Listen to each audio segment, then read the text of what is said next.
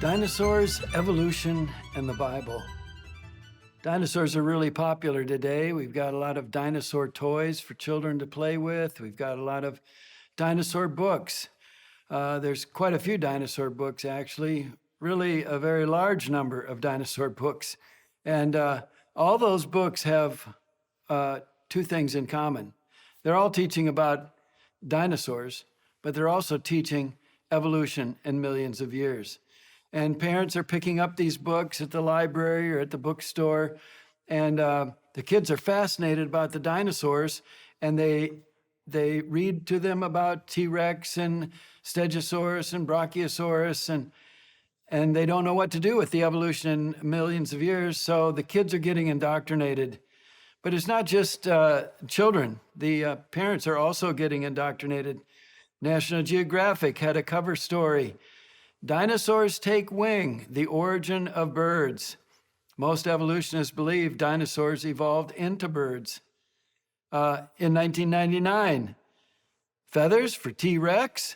We'll look at that article in a moment. But as I've had the privilege of speaking in 35 countries on this subject of creation and evolution, I found people everywhere asking the same question. One of the questions they ask is, how do you fit dinosaurs into the Bible? And when they ask that question, what they're really asking is, how do you explain the fact that they were these vicious, meat-eating creatures that ripped other creatures apart, and they all went extinct 65 million years ago? Well, the answer is very easy. You don't. You don't fit the evolutionary view of dinosaurs and their interpretation of the fossil record into the Bible. Rather, what we need to do is use the Bible to understand dinosaurs. And we're going to do that. But first, I want to explain a little bit about what the evolutionists believe about dinosaurs.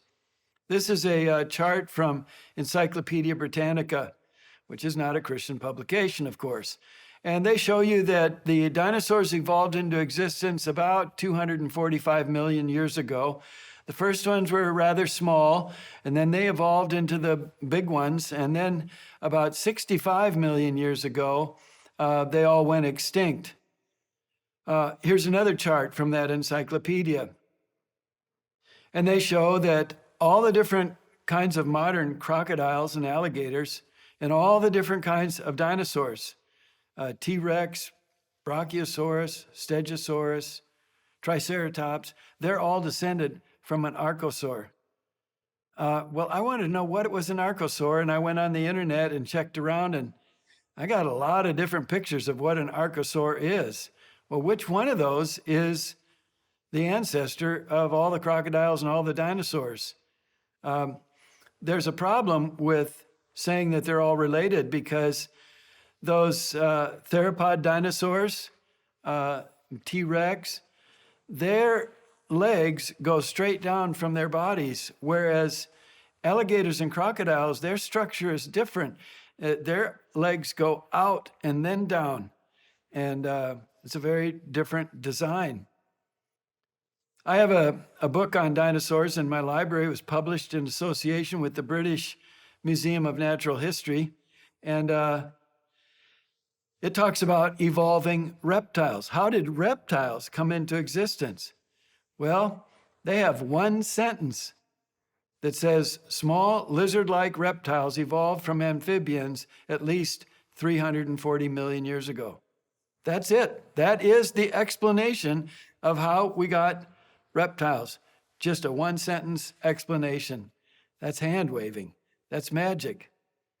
Well, how from those small lizard-like reptiles, how did we get all the other reptiles and the dinosaurs? Well, that's just one sentence. From such pioneers evolved several reptile groups identified by differences in the skull behind the eyes.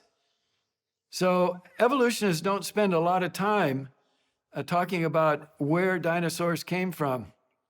But as this evolutionist remarks, the demise of T-Rex and most other dinosaurs some 65 million years ago may grab all of the headlines, but paleontologists are equally concerned with puzzling out how these mighty beasts got their start. Who were their ancestors?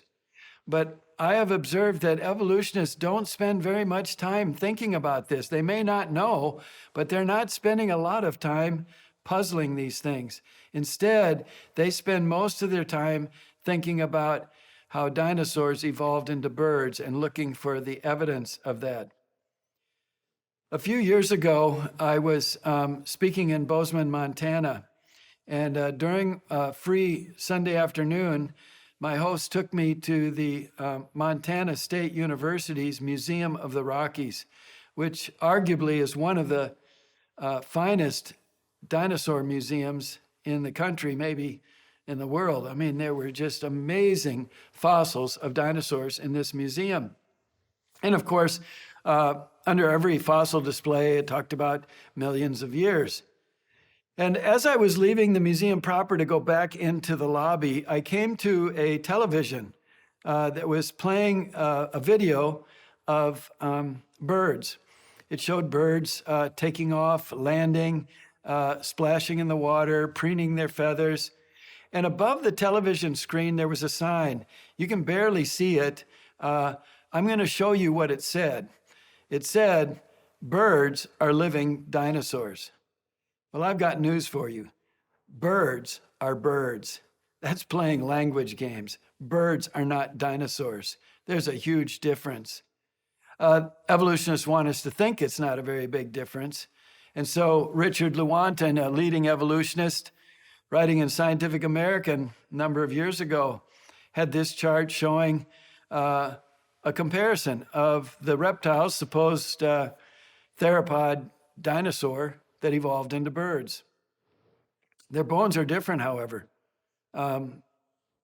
Reptile bones have marrow, and there might be some that are hollow, but not like the birds with a crisscrossing structure.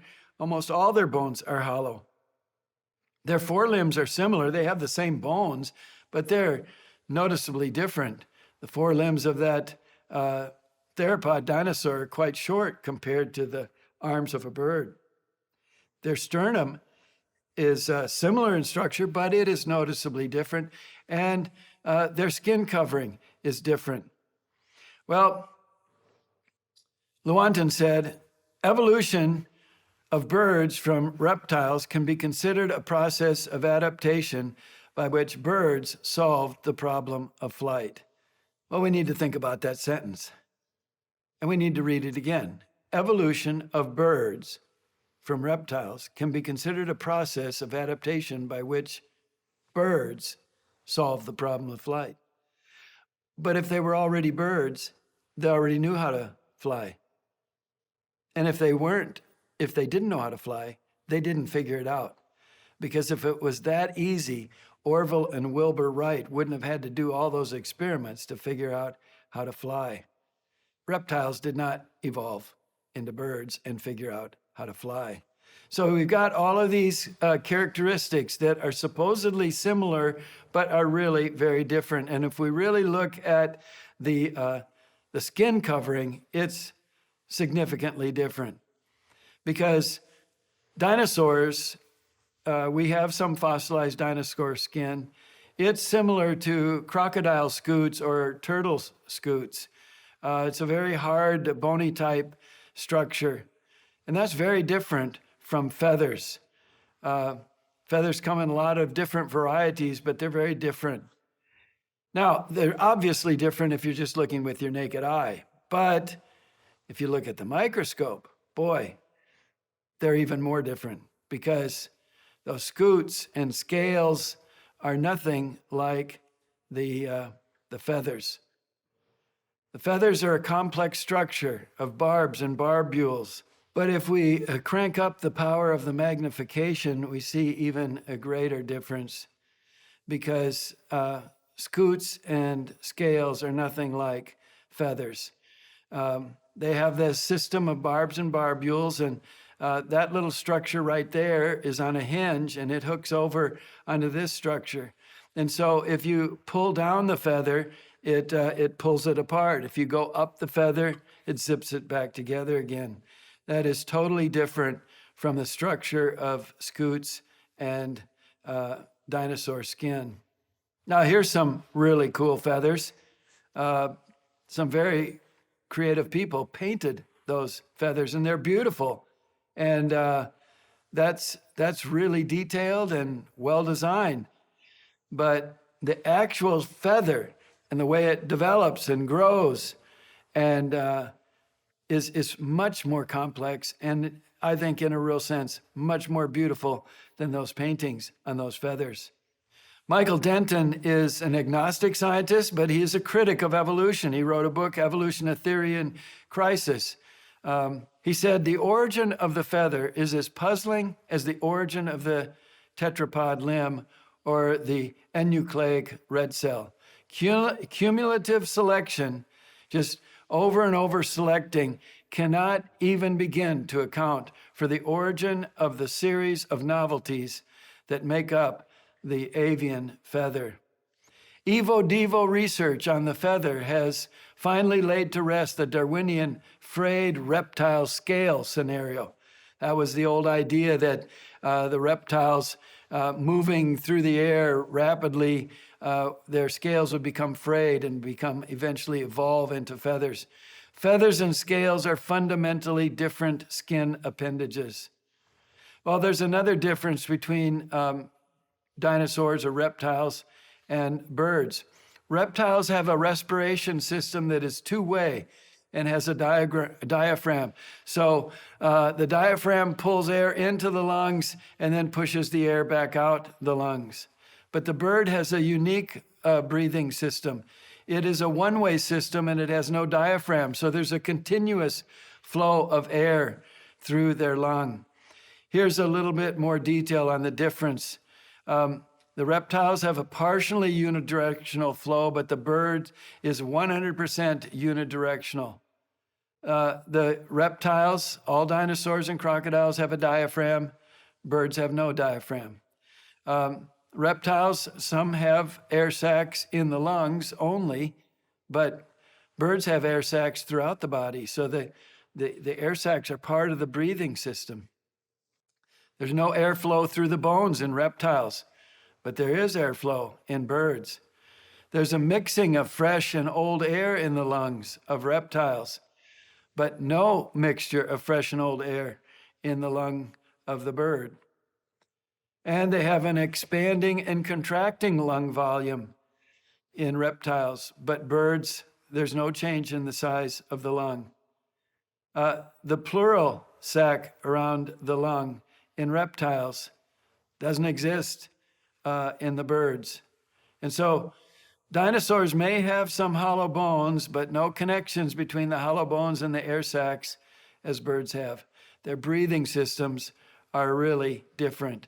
And that's significant. How are you going to change the reptile breathing system into the unique bird system? As Michael Denton put it, no lung in any other vertebrate species is known which in any way approaches the avian or bird system. Moreover, it is identical in all essential details in birds, as diverse as hummingbirds, ostriches, or hawks. He goes on, just how such an utterly different respiratory system could have evolved gradually from the standard vertebrate design is fantastically difficult to envisage, especially bearing in mind that the maintenance of respiratory function is absolutely vital to the life of an organism, to the extent that the slightest malfunction leads to death within minutes. Put more simply, you can only miss a few breaths and then you're dead. How do you change this reptilian breathing system into the breathing system of the bird without the creature dying? It's impossible to even conceptualize how this could happen step by step, piece by piece. Well, in 2009, researchers at Oregon State University made a fundamental new discovery about how birds breathe and have a lung capacity that allows for flight. And the finding means it's unlikely that birds descended from any known theropod dinosaurs. We could say any dinosaurs. The findings add to a growing body of evidence in the past 2 decades that challenge some of the most widely held beliefs about animal evolution. This is constantly happening, that science and real investigations of the real world is constantly challenging the evolutionary fairy tales. Well, there's another interesting difference between birds and reptiles. In birds, the thigh bone is essentially immovable, and that's critical for lung function and for flight. But in reptiles, their thigh moves. Your thigh moves in your leg, and it does in the reptiles as well. So the thigh is really up there in the bird. You don't even see it.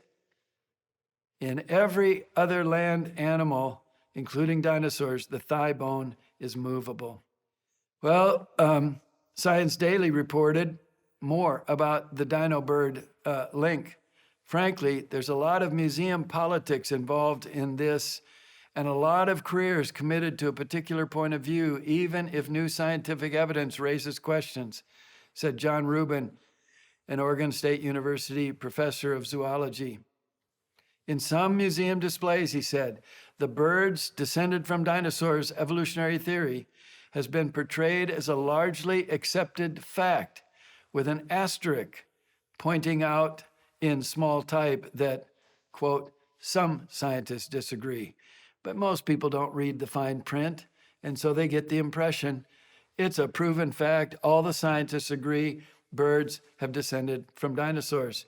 But Rubin continues, our work at OSU used to be pretty much the only asterisk they were talking about, but now there are more asterisks all the time. That's part of the process of science. Yeah, as we study the creation more, we learn more, and the history over the last 200 years is the more that we learn, the more we're seeing that the evolutionary story just doesn't stand up to scrutiny. So more and more scientists disagree with the standard story, but that fact is largely hidden from the public in little footnotes or asterisks, if it's even there. Well, the evolutionists have proposed a couple of theories for the origin of feathers and flight.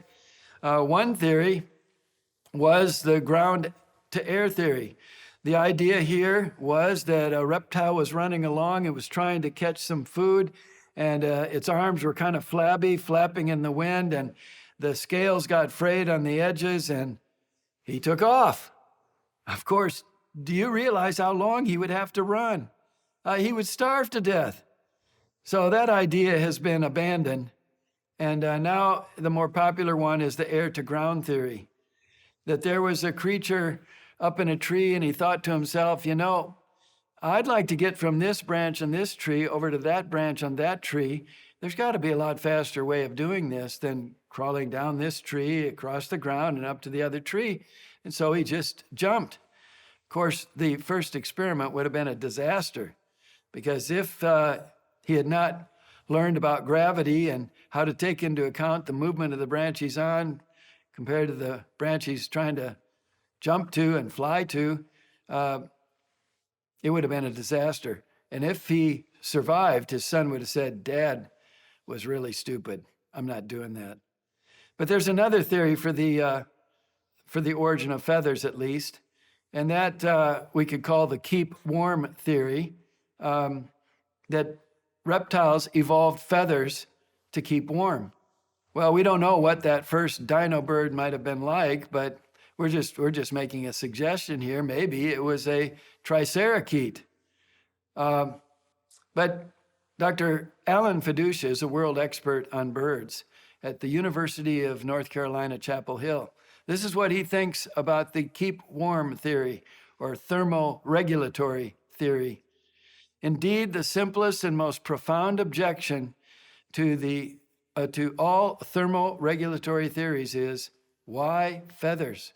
Feathers are extremely complex, and both structurally and embryologically. In other words, how they develop in the egg. And think about this. If the reptile only evolved feathers on, say, one appendage, an arm or a leg, that wouldn't keep them warm. They'd have to have them all over their body. And that would really be an interesting development.